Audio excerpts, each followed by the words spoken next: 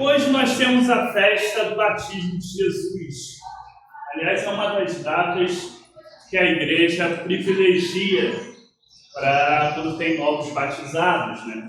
Vai batizar alguém. Tem algumas datas especiais que não que não possa fazer em outras, mas são consideradas mais interessantes para serem feitos novos batismos. E uma delas é essa, porque, né, é a data que nós lembramos o batismo de Jesus.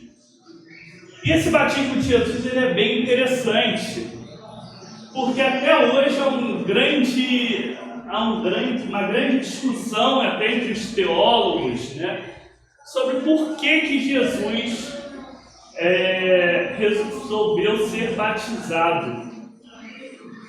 Porque, na verdade, João Batista, quando fazia o batismo, esse batismo de João Batista era o batismo de arrependimento, né? Era principalmente para aquele povo, não é um sacramento importante como é para a gente o batismo. O batismo para eles era só uma forma de penitência, né?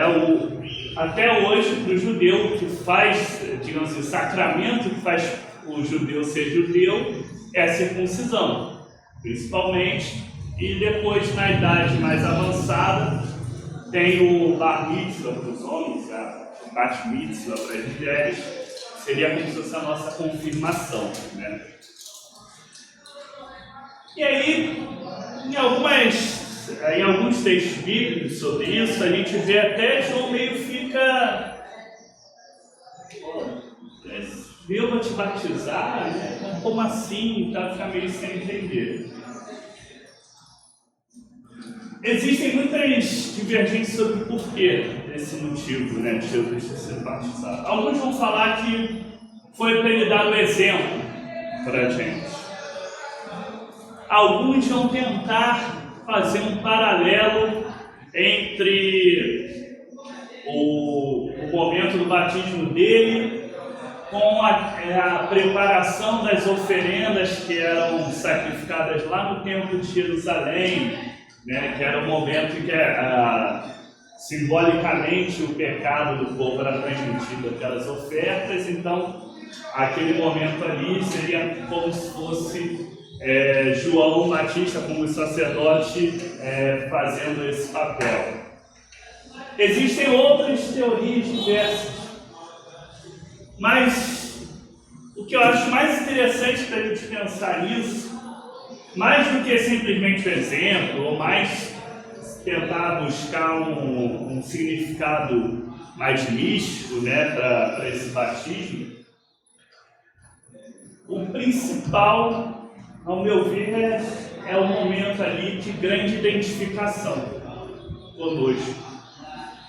Porque para nós, na nova aliança, nós que somos cristãos, o batismo vai substituir a circuncisão. Vai ser a entrada na igreja, a entrada no povo da igreja, no povo cristão. E aí, se ele não fosse batizado, talvez tornasse mais difícil essa identificação. Quer ver uma coisa muito simples? A coisa mais fácil para a gente, entre nós seres humanos, nos identificarmos uns com os outros, não conhecemos a pessoa, e aí a pessoa chegar, fala que estudou naquela escola que você estudou, ou conhece aquela pessoa que você conhece, ou mora no lugar que você morou ou mora, já cria uma identidade de cara. A gente já conhece, você mora lá também, você morou lá, pô, morei lá, moro lá, estudou lá. Você já começa a criar uma conexão com a pessoa muito rápida, muito fácil, né? Ter algo em comum. Então Jesus, nesse batismo, ao ser batizado e ao enviar que seus discípulos batizem as outras pessoas, está criando uma conexão, está criando um elo físico, um elo psicológico e um elo espiritual entre essas pessoas. Nós passamos a nos identificar mais com Jesus, porque temos mais isso em comum com Ele. Isso daí dá o sentido de unidade, de corpo, de família, né? Todos nós passamos pelo mesmo rito, passamos pelas mesmas coisas. Aliás, a encarnação de Jesus, ela o tempo todo vai ser baseada nessa ideia de se identificar conosco, de viver plenamente a humanidade em toda a sua potência, em toda a sua fragilidade, em toda a sua diversidade, em tudo.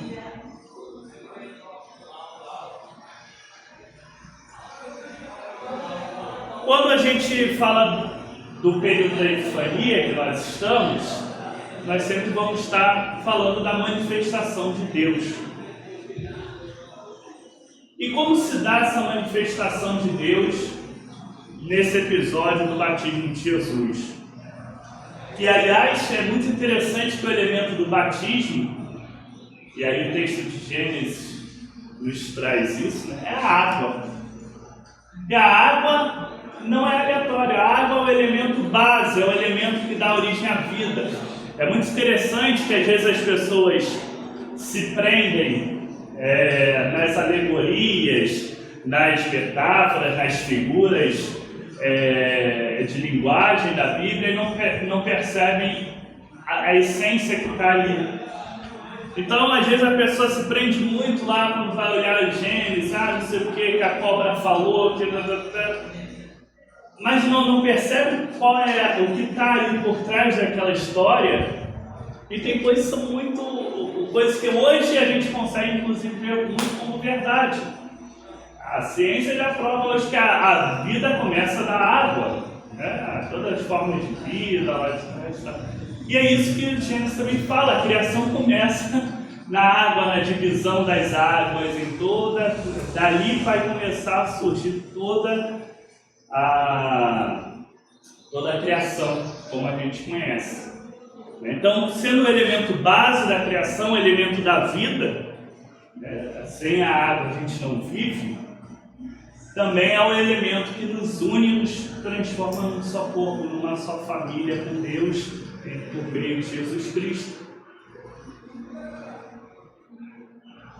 Então, nesse momento, a gente tem a manifestação direta de Deus ali, com a voz, ali aprovando, o Espírito Santo que desce sobre as águas e diz: Tu és meu filho querido, que me traz muita alegria, né? Mas também nós temos a manifestação de Deus através do seu corpo místico de Cristo, como as pessoas gostam de falar na teologia, que é através da igreja, através de todas as pessoas cristãs, todas as pessoas que partilham do mesmo batismo, partilham do mesmo modo de vida, ou pelo menos se comprometem a isso. Não é à toa que a igreja é chamada de corpo místico de Cristo, porque todos nós nos fazemos um entre nós e um com Ele, e através de nós também há a manifestação dele no mundo. A igreja é chamada para justamente ser manifestação de Deus no mundo, para que opere realmente aquilo que Deus quer, para que opere verdadeiros milagres, porque assim como a história lá da cobra falante, às vezes o pessoal pensa muito na coisa pirotécnica, a gente pensa assim, operar milagres, então o pessoal acha que é aquele negócio, que sai o pessoal levantando, joga a muleta para lá, esse negócio bacana, tem uns efeitos especiais legais que eles fazem na TV, mas maior milagre, mais profundo, mais difícil, mais sério é realmente a transformação dos corações, a transformação das vidas, a transformação das pessoas e, consequentemente, a transformação do mundo.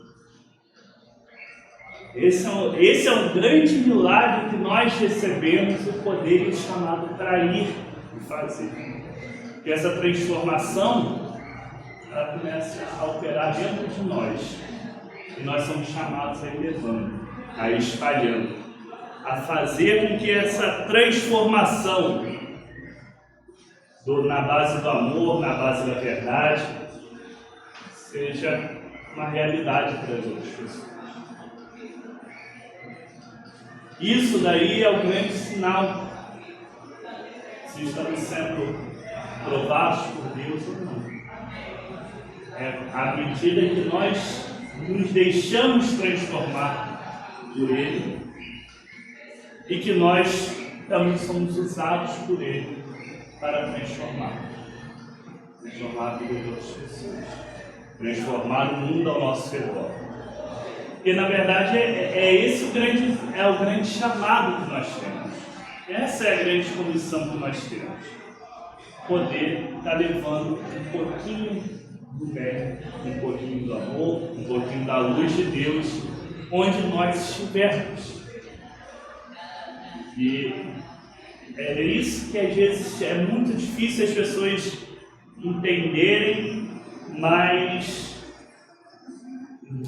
a nossa vida cristã não se resume dentro do templo. Aqui a gente se recarrega para ir lá para fora. Aqui a gente se alimenta espiritualmente, a gente se fortalece espiritualmente para lá fora viver, testemunhar e levar essa luz, levar esse amor, levar essa vida. E aí sim é que nós temos realmente o cumprimento da nossa missão com Deus. Ser cristão dentro do templo é muito fácil. Ser cristão dentro do templo é fácil. Querendo ou não, a gente tem muitos templos por aí, até muito cheios, muita gente e tal. Mas o grande desafio que a gente tem é o ser cristão fora do templo, saindo do templo. Conseguir vivenciar realmente o Evangelho, vivenciar realmente as boas novas e poder ir levando isso para outras pessoas. Afinal, como uma outra passagem lá Jesus vai falar, não se acende uma lamparina para esconder embaixo da cama. A gente leva para levar a luz a tudo, levar o ambiente. Que possamos nós, na data de hoje, que vamos daqui a pouquinho fazer a renovação dos votos batismais, sairmos mais conscientes da nossa missão com Deus. Sairmos mais conscientes do que Deus nos chama para fazer, do que Deus quer em nossas vidas e dos vários momentos em que Ele nos coloca diante de oportunidades para viver e testemunhar realmente o Evangelho. Que Deus abençoe.